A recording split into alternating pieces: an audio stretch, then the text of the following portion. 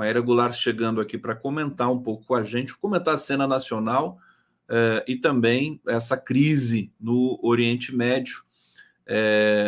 E a Maíra também preparou para a gente alguns comentários sobre esse plano secreto dos bolsonaristas aí, que culminou no 8 de janeiro, e a gente vai falar também de Senado, da relação do Senado com o STF. Maíra, já posicionada, prontinha, tudo bom, querida?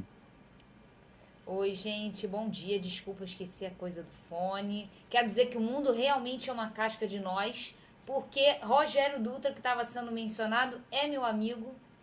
Fizemos doutorado no IESP há muitos anos. Ele é meu veterano, né? E é alguém que eu admiro muito. Com quem eu estive na quinta-feira numa matéria que eu dou sobre lawfare, que estava a professora Gisele Cittadino. Uau, a Citadino também é professora aí na UF? Na PUC. Na PUC.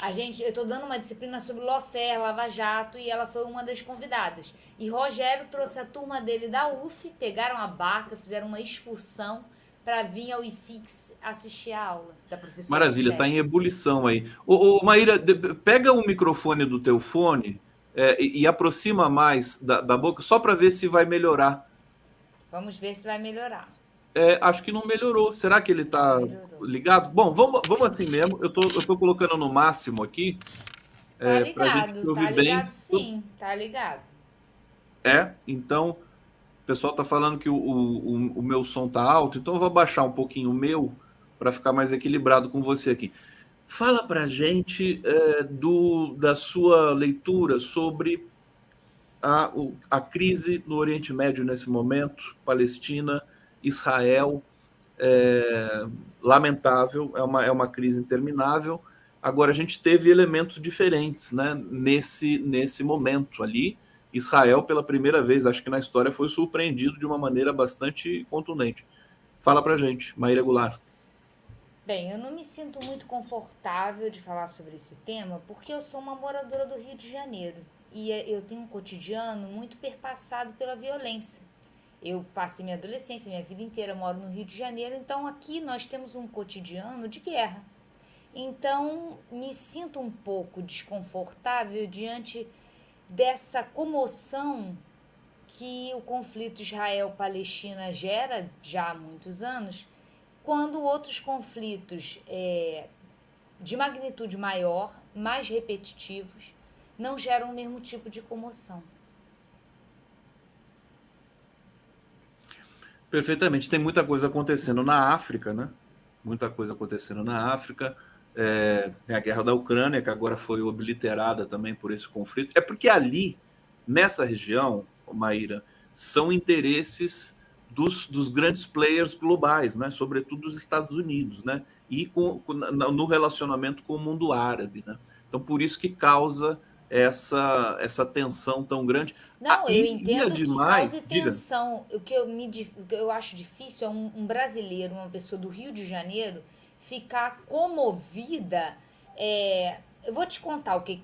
Ontem eu cheguei em casa, a Silvana, que é a pessoa maravilhosa que trabalha aqui na minha residência, ela assim, ai, deve ser muito ruim morar num lugar como esse. Aí eu, Silvana, a gente mora aqui no Rio de Janeiro. Ontem eu estava tentando ir para a universidade dar aula, não pude, porque teve operação na Maré. Falei, Silvana, não fica com pena de ninguém, não. Tenha pena de nós, que moramos aqui nesse cotidiano perpassado pela violência e que não causa comoção, né?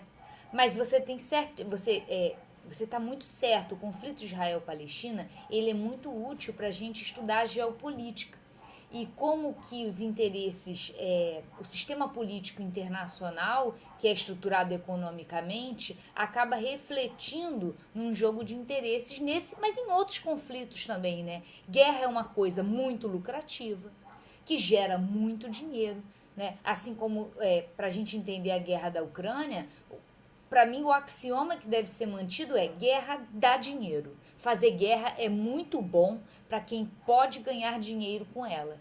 E geralmente quem pode ganhar dinheiro com conflitos são esses que têm poder suficiente para engendrá-los e mantê-los por muito tempo.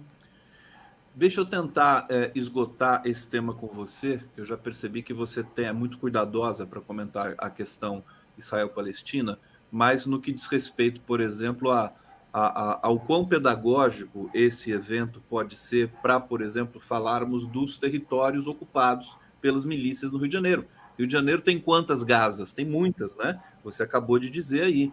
Quer dizer, e o Brasil é um barril de pólvora equivalente, até mais grave, né? Quanta gente morre. Eu estava vendo aqui aquele relatório da Eu Segurança peguei Pública. alguns dados, então eu fiz exatamente isso. Fui no Vamos lá. Anuário Brasileiro da Segurança Pública, porque eu sabia que você ia me perguntar sobre Israel e Palestina. Aí eu falei, vou dar uma olhada nos números, para talvez tirar nós brasileiros desse lugar de, ai meu Deus do céu. Vamos lá. Morreram até agora lá no conflito Israel-Palestina 900 do lado de Israel, 687 do lado palestino. Peguei aqui o Anuário Brasileiro de Segurança Pública e vi que em 2022 morreram 47,5 mil pessoas no Brasil. Num Brasil sem esse tipo de bombardeio, que não gera comoção, que não tem o secretário-geral da ONU, que aliás eu acho que fez um papel bem interessante, chamando a atenção para o corte, para o bombardeio de escolas e de áreas de segurança, de saúde, escolas e hospitais por parte dos israelenses, né? Não gera esse tipo de comoção diante do corte. O Antônio Guterres falou das escolas e dos hospitais, mas eu acho importante salientar também que Israel está cortando a eletricidade da faixa de Gaza, cortando a água, deixando 610 mil pessoas sem água, né? Então, assim, para dar um paralelo em termos de número, nós temos nossa guerra particular, com 47,5 mil mortos em 2022. Se a gente pegar mortos por habitante, por 100 mil habitantes, só no Amapá, em 2021, morreram 67 pessoas por 100 mil habitantes. Assim, como que o tipo de conflito que a gente tem aqui no Brasil não nos coloca num lugar de fala para nos abismar com o que acontece em nenhum lugar do mundo. A gente tem que olhar para nós e nos colocar no nosso devido lugar de país, de povo que vivencia genocídios cotidianos.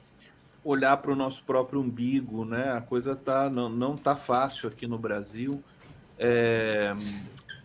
Deixa eu trazer um tema para você. Vamos falar um pouquinho. Aliás, tem uma pergunta aqui no bate-papo que Adoro. chegou. Acho que você pode comentar rapidamente aqui. Primeiro, pegar aqui o comentário da Josefa Eva. Na pandemia também o governo anterior deixou brasileiros por sua própria conta. Aqui, quando a gente estava falando do Braga Neto, etc. Carlos França, Conde, comente também sobre isso de manter Eliseta Ramos na PGR. Para mim, ela está lotando os cargos com lavajatistas. Acho que Lula está vacilando legal nesse aspecto. E ontem veio também uma informação de que o Lula não está com pressa e que vai adiar a nomeação para a PGR. Ele não gostou dos nomes que foram apresentados ali, segundo informações, né, que chegaram até ao público, e me parece que no STF também. Você vê riscos aí nessa demora ou você acha que o Lula está certo, minha querida Maíra? Olha, eu acho que o PT e o Lula estão tentando construir um novo paradigma, porque partem da análise de que as indicações que eles fizeram nos 3 mandatos que antecedem esse do Lula 3, nos 4, né? Porque vou envolver também Dilma 2, as indicações se revelaram péssimas, né? O PT indicou mal. E agora ele. A Primeiro, primeira a gente tem que indicação também reverenciar. não foi lá essas coisas. Desculpa. Então, eu acredito exatamente isso, que ele tá. Por que tá batendo cabeça? Tá batendo cabeça porque não refletiu suficientemente sobre isso. Não teve um acúmulo. Tem que chamar especialista, tem que fazer uma reflexão pavimentada para buscar um paradigma novo de indicação. Porque essa coisa de, não, o Lula quer alguém próximo a ele, o que isso significa? Né? Talvez uma reflexão mais principista, dialogando, pensando em princípios. Quais são os princípios? Por quê? Porque o republicanismo puro e simples, que foi o que conduziu o PT nas administrações anteriores, indicar o melhor, indicar o mais reverenciado no meio, não se revelou procedente. Por quê? Porque esses meios dos quais, né, a gente tem essas listas saindo, essas indicações pelos próprios pares, essa ideia de mérito, eu não sei o que os nossos companheiros aqui acreditam, essa ideia de mérito, ela ignora o fato de que são corporações cujos interesses não são muitas vezes o mesmo da população em geral, porque essas corporações são formadas por elites econômicas muito longevas que se insulam do restante da população. Nós somos um país tão desigual que os membros da elite acabam vivendo em bolhas e que acabam pouco identificando aquilo que é o interesse público. Então, quando a gente pensa em mérito, naqueles que são mais bem avaliados pelo seu próprio grupo, né? Essa corporação, seja ela na Procuradoria, seja no Ministério Público, seja na OAB, né? Eu acredito que tem esse viés. Então, o que o PT por isso que está tendo essa demora nas indicações, é porque eu acho que está se batendo cabeça assim, como indicar? Quais são os parâmetros? O parâmetro é representatividade, só que o STF não é um órgão, falando agora do STF, o STF não é um órgão representativo. Claro. Os ministros não representam ninguém. Eles são guardiões da Constituição. Porque se eles fosse para eles serem representativos, não tinha que ser o presidente a escolher. Né? Porque o presidente, ele é indireto nessa dinâmica representativa. Era melhor deixar a população votar para ministro do STF. Se o objetivo fosse representatividade, era melhor que fosse um órgão eleito. Não é. O objetivo lá não é representatividade, mas ao mesmo tempo é bizarro um Supremo cujo perfil étnico-social dos seus membros é completamente exógeno, alheio à população. Tomara que seja isso, né, Maíra? Porque né, tomara que não seja simplesmente uma cadência porque não apareceram nomes que cumpriram aquele protocolo do passado que você disse que pode estar sendo quebrado. Vamos esperar que seja exatamente, porque precisa mudar esse parâmetro de nomeação, né, no Brasil, né? É muito solto, né? É uma coisa muito perigosa. Maíra Goulart... Eu não sei não, peraí, eu acho que mudar para um padrão que associe diretamente ao interesse das corporações, no sentido de uma lista tríplice obrigatória, eu acho que é perigoso, porque o presidente da República foi eleito. Agora, essas corporações, elas seguem dinâmicas meritocráticas elitistas, sexistas, tem menos mulheres em cargos de poder, são menos vulneráveis ao voto, à escolha popular do que o cargo do presidente. Então eu não sei, eu acho que o PT, assim como nós, estamos aqui batendo cabeça, porque ninguém tem resposta para essa pergunta. Por isso eu até elogio o Lula de dizer assim, olha, compasso de espera, vamos segurar, não sei. É isso. Maíra Goulart aqui no Giro das 11, a Solange Cristina está dizendo, amei sua resposta, nosso Brasil tem milhares de mortes todos os dias, guerras nos morros do Rio e não tem nenhuma comoção com brasileiros. Vera Teixeira, só ontem foram 5 mortes na Maré, na operação, porque nós somos os matáveis vivendo no apartheid. Os negros Vera, quero muito te elogiar, porque é exatamente isso. Olha como a gente é pouco sensível, Vera. Tava conversando no grupo lá do sindicato se eu ia ou não pro fundão.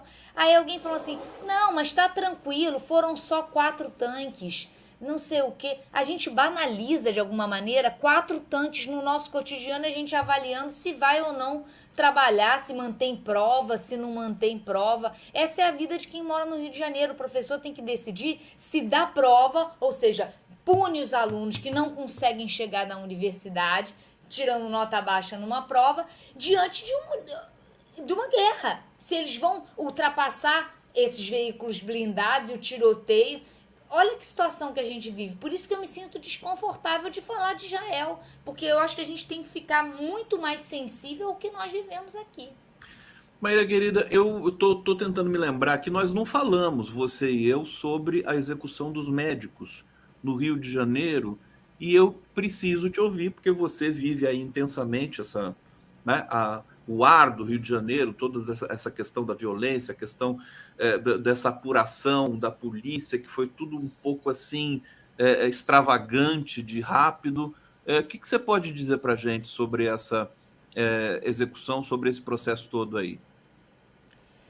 Bem, eu não tenho uma reflexão desenvolvida e eu acho que talvez o que eu tenho para dizer é algo meio absurdo, que é como que o Brasil é um país tão desigual que quando você tem uma chacina de médicos, é muito provável que um desses médicos seja ligado a alguém famoso.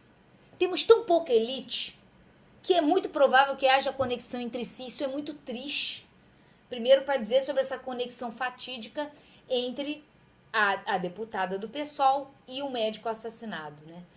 O segundo elemento que eu acho muito triste para falar sobre esse caso é como a violência política de gênero ela é algo tão dramático que deixa de ser uma variável explicativa. Vamos acompanhar aqui comigo. E isso eu tenho trabalho sobre violência política de gênero.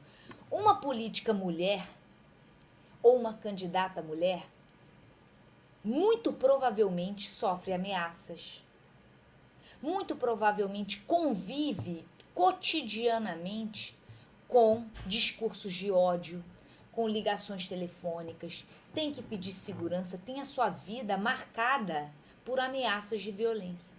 Por isso que o fato de Sâmia Bonfim sofrer cotidianamente ameaças não pode ser visto sequer como uma variável necessariamente explicativa para falar da chacina que envolveu seu irmão. Olha que grotesco é, novamente, o que é o Brasil. Você ser mulher e estar na política, provavelmente você vai sofrer ameaças cotidianas de violência. A É a política para experiência mulheres é muito. que elas relatam. Inclusive, a Sâmia Bonfim, ela é ameaçada quase que diariamente, né? Pelas redes sociais e tudo mais. Assim era com Marielle, assim é com Gleisi Hoffmann.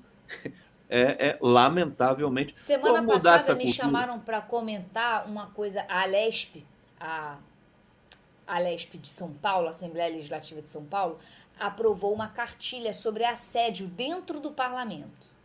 2 semanas depois, a Assembleia de Minas aprovou um documento sobre violência política e como regular. Eu só estou dizendo como que o cotidiano dessas mulheres parlamentares, seja entre os próprios pares, seja na sociedade, é marcado por ameaças cotidianas. No caso de Minas, uma deputada do PSOL, na verdade eram 3 deputadas, elas eram cotidianamente ameaçadas de estupro coletivo. Como que mulheres em espaço de poder, e quando elas são negras, é isso que a minha pesquisa demonstrou, essa violência ela ainda é maior, que é a violência política de gênero e raça. Como que mulheres em espaços de poder provocam reações de ódio por parte da comunidade. Porque isso é tão diferente que a gente está acostumado a ver mulheres negras em posições subalternas que gera desconforto numa cultura patriarcal como a nossa. Os homens brancos do Congresso brasileiro não admitem, né, serem contestados por uma mulher negra que está ali. Por isso que, inclusive, uma entrevista que eu fiz aqui com o Roberto Tardelli, e logo depois com a Vera Araújo, que é uma digamos, supremável, né? Pode ser indicada para o STF, uma mulher negra, e a ideia era o seguinte, quer dizer, qual que é a relevância da indicação de uma mulher negra para o STF? É que, na hora de votar, um ministro vai olhar para todo o plenário, né? Se ele não observar nenhuma pessoa negra, né? Sequer uma mulher negra, ou sequer uma mulher, o voto dele vai estar, digamos, influenciado por isso. Ao passo em que ele observar ao lado dele uma mulher negra, a coisa pode ser diferente. Essa é uma análise assim muito simples e muito objetiva, né? Acho que é importante. Olha, eu achei sensacional, porque quando eu dou aula disso, eu sempre dou um exemplo bem concreto para a pessoa entender qual é a importância do que a gente está falando agora, da representação descritiva, a representação dos corpos, que há uma representação também substantiva. Um homem pode, de fato, representar alguma ideia que é uma ideia favorável ao coletivo das mulheres ou ao coletivo das mulheres negras. Essa é a representação das ideias, substantiva. Mas há uma representação descritiva que está nos corpos, que é o seguinte: quando você, mulher, entra num elevador cheio de homens, você sente alguma coisa ali. Você sente um desconforto. É esse o desconforto que vai sendo reduzido quando você olha para um plenário, quando você olha para um grupo de diretores da sua empresa, da sua universidade, e vê mais corpos femininos, mais corpos negros. Gera menos assombro quando você está numa posição de poder e entra numa sala. Vão ser menos comentários do tipo, agora chegou alguém para embelezar a mesa. Porque vão ter várias outras mulheres já lá. Então você não vai ter que ser vítima desse tipo de comentário e do assombro que gera nos homens brancos quando eles veem mulheres e mulheres negras em espaços de poder. Olha, deixa eu ir para o bate-papo. Fernando Bai está dizendo aqui: Mia Khalifa é demitida por defender Palestina. Está aqui uma informação lamentável isso. Vamos averiguar depois e vamos ver o que está acontecendo no mundo. Eu não resisto em trazer para você dois comentários aqui do Robson Silva, bastante, a meu ver, preconceituosos, mas para você justamente responder pedagogicamente. Ele diz: a mulher negra seria cooptada pelo resto do STF, e depois ele diz: olha os corpos de Zambelli, Biaquices, Damares são mulheres também. Como é que você responde essa questão? Difícil, né? Respira. Porque ela só reflete o quanto nós precisamos ter mais mulheres em espaços de poder para a gente criar uma cultura, né? Isso só chama atenção para o lugar da questão. A gente sempre conversa sobre isso, eu já te falei que é um saco, é tipo ir no médico e ele falar que a gente tem que caminhar e fazer dieta. É isso, a gente tem que trazer essas discussões para a sociedade, para que a sociedade, ao discutir, compreenda o quanto que nossa educação, e aí somos todos nós, a nossa educação é patriarcal e misógina. E como que quando nós somos expostos a estímulos antimisóginos, a estímulos antipatriarcais, a gente tende a ter, num primeiro momento, uma resposta negativa. Conforme a gente vai trazendo para o nosso cotidiano essas discussões e vai ganhando atenção a nossa própria forma de pensar e qualificar o que está ao nosso redor, e a gente vai percebendo como a nossa linguagem é misógina e patriarcal, como que os nossos raciocínios consolidados são misóginos e patriarcais. Maíra Goulart, eu queria perguntar agora para você sobre essa linha de investigação da Polícia Federal que trouxe à tona a informação de que havia uma data limite para a aplicação do golpe. É curioso isso, né? Quer dizer, a gente vai descobrindo coisas, a Polícia Federal está fazendo uma investigação, acho que muito minuciosa, sobre todos esses elementos, corajosa até. O que significa exatamente esse escárnio de se ter uma data limite, um deadline para o golpe, querida Maíra? Gente, essa investigação, ela, olha, surpreende até nós que trabalhamos já há alguns anos analisando notícia, lendo conjuntura.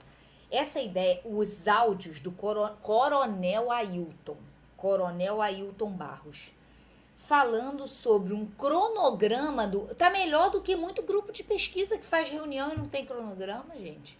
Eles têm um cronograma do golpe que envolve, eu não sei se vocês atentaram para isso, a prisão de um ministro do Supremo Tribunal Federal. A divisão em 2 grupos, até lá tem GT, tem grupo de trabalho, um grupo mais ligado às técnicas golpistas tradicionais, invasão de rua, fechar, bloqueio, a logística de como alimentar as células golpistas, e um núcleo mais intelectual, político, que vai trabalhar para legitimar essas iniciativas. É sofisticado. E mais do que sofisticado, reforça aquela conclusão que os trabalhos sobre bolsonarismo que a gente vem conduzindo lá no LAPCON indicam, que é como que o militarismo, as Forças Armadas e os grupos identificados com o militarismo e as Forças Armadas não passaram por um processo de transição democrática. E por não terem refletido sobre o que foi a ditadura militar, não terem feito de fato essa transição, continuam mantendo uma mentalidade autoritária, patriarcal, cáustica, contrária aos princípios básicos do Estado de Direito, do liberalismo, da ideia de igualdade entre todos e do respeito à soberania popular. Como que é soberania popular, o voto é algo muito prescindível para esse grupo de militares que estavam envolvidos numa operação cujo objetivo era não fazer valer a soberania popular. É uma situação que, assim, você usou a palavra certa, escárnio, né? Escárnio que a gente... essa disciplina, né, é tão rigorosa quanto grupos de pesquisa, né, que fazem os cronogramas. Melhor do que vários grupos de Melhor, pesquisa.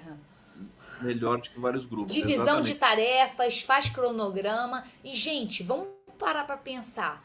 Até quando nós vamos passar a mão na cabeça de militares e não vamos lidar com uma questão que é o exército é uma instituição que não está devidamente comprometida com os valores democráticos liberais.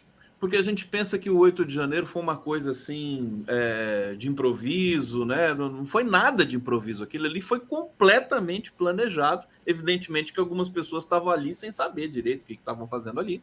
Mas, inclusive, a questão dos kits pretos, né? Que você acho que comentou aqui também, né? Planejado com o know-how, com um conhecimento, com uma expertise financiada por nós.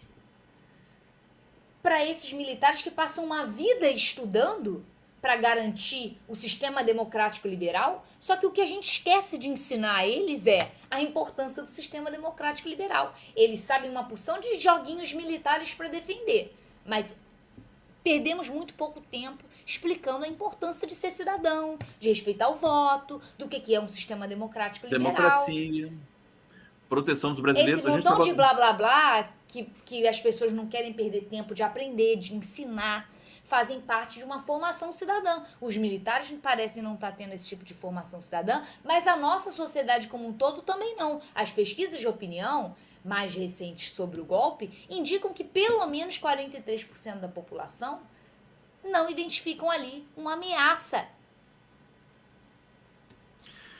Maíra Goulart, deixa eu só atualizar aqui as informações sobre Palestina e Israel. Olha só, a gente já tem uma crise diplomática entre Israel e ONU, né? Então, estou trocando acusações sobre ataques. Eu, francamente, acho que dessa vez, com o nível de compartilhamento, informação, rede social que o mundo chegou, acho que vai ser difícil para Israel, enfim, prosseguir com uma política de genocídio, né? Depois de, claro que foi atacado e tudo mais, mas eu acho que não vai dar certo dessa vez essa pressão política terrível que coloca os palestinos como terroristas e Israel como mocinho dessa história toda. Não sei o que você pensa, quer comentar rapidamente? Quero comentar sim. Quero comentar que na minha fala eu já elogiei a postura muito aguerrida do secretário-geral português António Guterres, que fez uma declaração condenando ataques a escolas e a hospitais, mas também quero chamar a atenção para a resposta dos Estados Unidos, que também precisa ser condenada rapidamente, de ter dado carta branca, entre aspas, porque eu estou citando, para Israel. Não existe carta branca quando você tem civis envolvidos. Não pode, esse termo não pode existir. E não pode existir por parte de muitos analistas que eu vejo comentando essa situação, o termo compreensível. É compreensível a reação de Israel. Não pode ser compreensível bombardear uma escola. Não pode ser compreensível. Não tem a mais. A mais também aconteceu. Não existe a mais. É bombardeou escola. Hospital, né? Maíra, vamos falar, para terminar aqui, a gente está chegando no bloco final, eu queria falar um pouco dessa tensão entre poderes, né? STF e o Senado, sobretudo, e tem uma informação aqui de que o Pacheco já havia alertado o STF de que poderia liberar pauta-bomba. Quer dizer, no tempo da Dilma tinha pautas-bomba contra o governo Dilma, agora tem pautas-bomba apontadas para o STF. Onde é que isso vai levar? Né? Isso pode recrudescer no Brasil também e ser um elemento de desestabilização do próprio governo e da própria democracia de novo. Como é que você enquadra essa questão? Olha, esse é um tema muito interessante, porque mostra como que o conflito ideológico, de alguma maneira, precisa ser mantido vivo, e 2, foi deslocado do governo federal, da relação executivo-legislativo, para a relação legislativo-judiciário, STF. Diante de uma aposta que a gente já comentou aqui e que eu não me canso de dizer que é uma aposta muito interessante por parte do governo Lula III em desativar a polarização. Então o governo está botando no freio de marcha ré tudo que pode ativar a polarização. Questões de direitos civis. Então o governo não está falando sobre questão de direito civil, que é como as pessoas chamam de costume. Eu detesto esse nome costume, porque eu acho que racismo não é um costume, é um crime contra um direito civil. Enfim, o governo federal está desativando essas pautas porque elas provocam uma reação conservadora. E o STF não parece ter essa mesma preocupação. Rosa Weber botou no mesmo mês para votar tudo ao mesmo tempo. Marco legal, descriminalização das drogas, a questão do aborto. E isso provocou uma reação por parte de segmentos conservadores que estão preocupados porque cada vez mais perdem aquilo que faz com que eles se identifiquem com o eleitorado conservador. Por quê?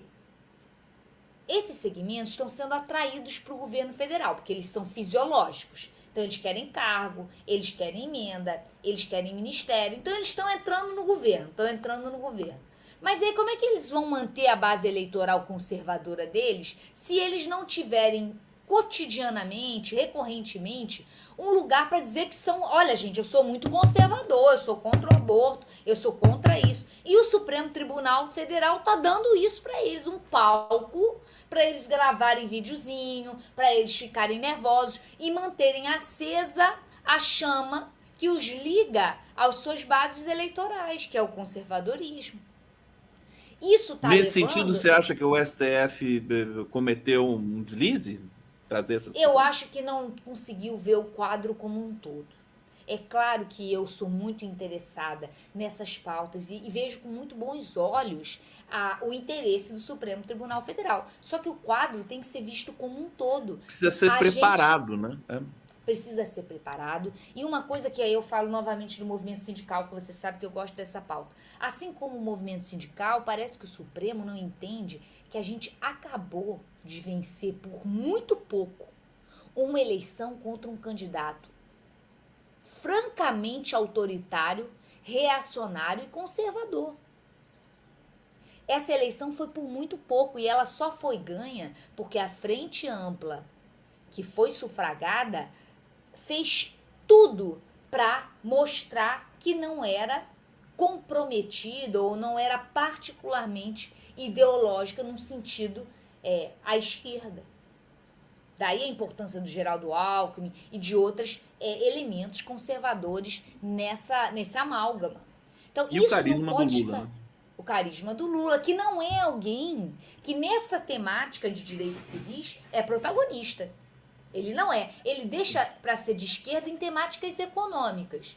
Mas nesses temas ele bota freio de mão. Ele Sim. vai para trás. E talvez porque perceba como que a nossa sociedade ainda avançou pouco nessa discussão. Até porque ele é muito fruto dessa sociedade, né? O Lula.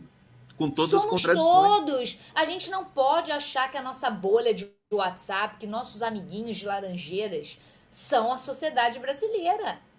A sociedade brasileira não é a Praça São Salvador. Estou falando aqui, é um lugar do Rio de Janeiro em que todos os intelectuais moram, que é em Laranjeiras. E tem uma praça ali onde tem um chorinho. Onde o Haddad ganhou, né? O único lugar que o Haddad ganhou. O Freixo ganha lá. O Freixo ganha lá. Maíra Goulart, chegamos ao final dessa edição do Giro das 11. Deixa eu agradecer demais aqui a sua presença, como sempre. Muito bom conversar com você. Desejar uma excelente semana, ainda dá para desejar, porque ainda é terça-feira. O último comentário aqui, o Nilo Alves está dizendo o seguinte: amigos e amiga, amigo e amiga, Carol Proner não seria um ótimo nome para o STF ou PGR? Carol Proner sempre é um ótimo nome para muitas coisas, mas acredito que ela está... Enfim, não acredito nada, porque ninguém sabe o que vai acontecer nessas nomeações. Agradeço a todos vocês, obrigado pelo carinho, pela audiência. Amanhã estaremos de volta com mais um Giro das 11. Beijo, Maíra. Beijo, querido. Beijo a todos. Tchau, tchau.